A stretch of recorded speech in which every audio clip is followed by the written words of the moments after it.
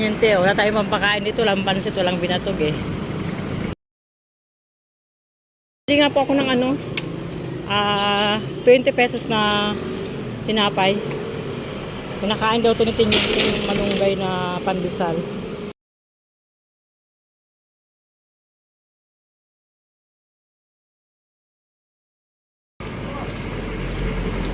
Oh, sa'yo yung isa. Ay, paano yung silang kapakain ni Tiniente? Bigyan ko, ako na lang. Opo. Sige. Ay, may nyo na lang po. Oh, mahabol sa akin. Tara. Dito tayo. Wait lang, ha? Kawawa naman. Wala si nanay daw, eh. Tara. Tiniente, oo. Kainin na. Ayan. Kainin mo na yan. Wawa naman. Wala si nanay eh. Ate, bigay ko na sa pamangkin niya yung Bigay mo kay nanay ha. Pupunta pa si nanay dito. Maya. Ha? Kawawa naman no. Wala si nanay. Ha?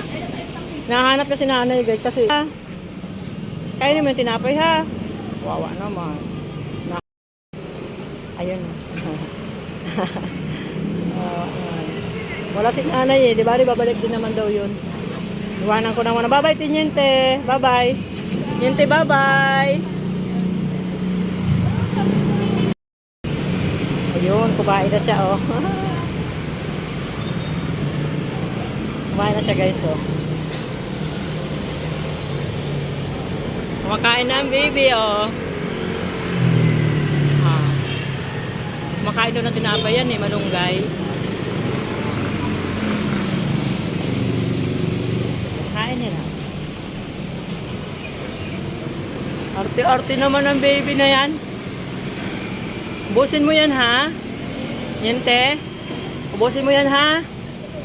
Ay, kawawa. Wala si nanay. Makain na siya. Sabihin ko nga sa pamangkin na kainin. Kumain na lang siya. Ito yung pandesal.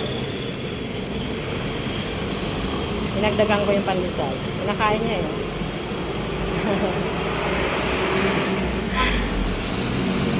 Abay na ha, uwi na ako, kainin mo lahat yan ha. Meron pa doon kay ate. Meron pa ako iniwan doon kay ate na pandesal. Bye-bye. Diba galing niya kumain ng tinapay. Yan lang kinakain ni Tiniente.